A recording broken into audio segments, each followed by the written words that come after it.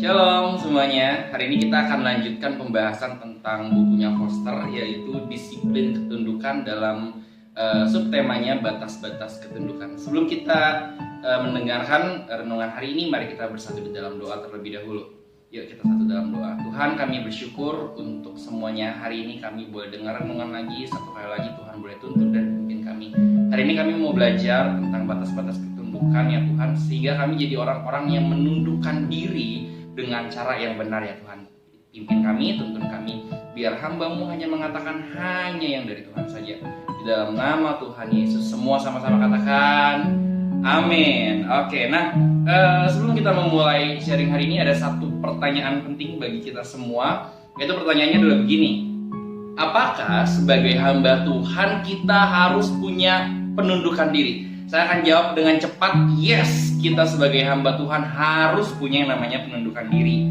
Nah, tetapi ada pertanyaan berikutnya. Apakah penundukan diri harus dalam segala hal? Nah, ini jawabannya adalah no atau tidak ya. Maka dari itu Alkitab ajarin kita semua untuk punya penundukan diri yang sepenuh hati. Ingat ya, sepenuh hati ya, bukan dalam segala hal. Nah, maka dari itu tentu ada batasan-batasan penundukan diri. Nah, inilah yang akan kita bahas dalam bukunya Foster, dalam batas-batas ketundukan. Dalam 1 Petrus 2 ayat 13-14 ditulis begini: tunduklah karena Allah kepada semua lembaga manusia, baik kepada raja sebagai pemegang kekuasaan yang tertinggi, maupun kepada wali-wali yang diutusnya untuk menghukum orang-orang yang berbuat jahat dan menghormati orang-orang yang berbuat baik. Ini kata Petrus, ini nasihat yang sangat baik dari Petrus, bahwa kita semua orang percaya harus tunduk kepada lembaga-lembaga di atas kita, kepada pemerintah-pemerintah di atas kita. Gitu. Kenapa? Karena Allah sendiri. Tetapi dalam kesempatan lain, ketika dilarang untuk memberitakan Injil, Petrus justru mengatakan bahwa kita harus lebih tunduk kepada Allah daripada kepada lembaga manusia. Ketika itu ahli-ahli Taurat melarang Petrus dan para murid untuk memberitakan Injil. Tentu Petrus menolak hal ini. Dia menolak untuk menundukkan diri. Kenapa? Karena ini sudah melewati batas-batas dari penundukan diri. Kita harus lebih taat kepada Allah daripada manusia. Nah, Paulus juga mengungkapkan hal yang senada ya di dalam Roma 13 ayat 1. Roma 13 ayat 1 dikatakan begini: tiap-tiap orang harus takluk kepada pemerintah yang di atasnya, sebab tidak ada pemerintah yang tidak berasal dari Allah, dan pemerintah-pemerintah yang ada ditetapkan oleh Allah. Lagi-lagi Paulus juga mengungkapkan atau mengajarkan hal yang sama untuk orang percaya atau hamba-hamba Tuhan harus menundukkan diri kepada pemerintah. Tetapi dalam kesempatan lain, ketika Paulus waktu itu melihat atau mengalami ketidakadilan, waktu itu dengan secara tidak adil, Paulus harus dimasukkan ke dalam penjara di Filipi oleh pejabat-pejabat kota itu. Dengan tegas Paulus mengkritik dan memprotes tindakan dari para pejabat-pejabat kota yang melakukan ketidakadilan. Nah, Petrus dan Paulus pada prinsipnya mereka tidak membatalkan atau melanggar prinsip yang mereka buat sendiri. Hanya saja Paulus dan Petrus mengerti bahwa yang namanya penundukan diri itu ada batasnya. Nah, ketika seorang anak Tuhan menolak untuk menundukkan diri, misalnya dalam hal, ada 3 hal yang saya ambil contohnya hari ini. Yaitu yang pertama, diajak berbuat jahat oleh pemimpin. Lalu yang kedua, diperintahkan untuk menyakiti orang lain.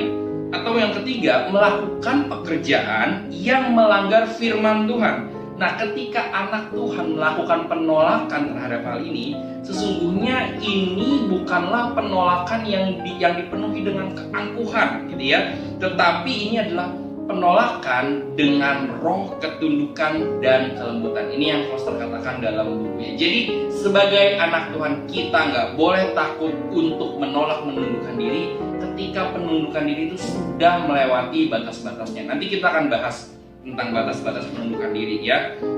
Nah, kita harus tunduk, yes, tetapi terlebih kita harus tunduk kepada Tuhan. Itu dia poinnya ya. Dan ketika penundukan itu sudah mencapai batasnya, kita harus berani berkata tidak atau no. Nah, sekarang pertanyaan berikutnya adalah, lalu bagaimana caranya kita mengetahui penundukan diri itu sudah sampai kepada batasnya? Nah, tentu hal ini jawabannya sangat-sangat tidak sederhana buat kita semua. Foster mengatakan dalam bukunya, tidak ada hukum yang dapat benar-benar menjawab hal ini secara mudah atau secara sederhana. Tetapi ada dua hal penting yang harus kita perhatikan ketika kita menundukkan diri. Yang pertama, boleh dicatat, yaitu firman Tuhan. Yang namanya penundukan diri itu tidak boleh melanggar firman Tuhan. Dan kita harus lebih tunduk kepada Allah daripada kepada manusia. Jadi jika itu adalah suatu pilihan, misalnya kalau kita dengan kita menundukkan diri kepada manusia, kita harus memberontak kepada Allah, tentu kita harus pilih menundukkan diri kepada Allah. Petrus katakan kita harus lebih taat kepada Allah daripada kepada manusia. Kenapa? Karena kalaupun kita menundukkan diri kepada seseorang, kepada pemimpin atau kepada pemerintah, itu karena semata-mata karena perintah Allah sendiri. Nah, yang kedua yang harus kita perhatikan yaitu Roh Kudus. Ini kesimpulan Foster yang paling baik menurut saya dari buku ini. Dikatakan kita harus bersandar pada Roh Kudus. Nanti Roh Kudus yang akan tuntun dan bimbing kita dalam hal penundukan diri. Mana yang harus kita katakan ya, mana yang harus kita katakan no atau kita tolak.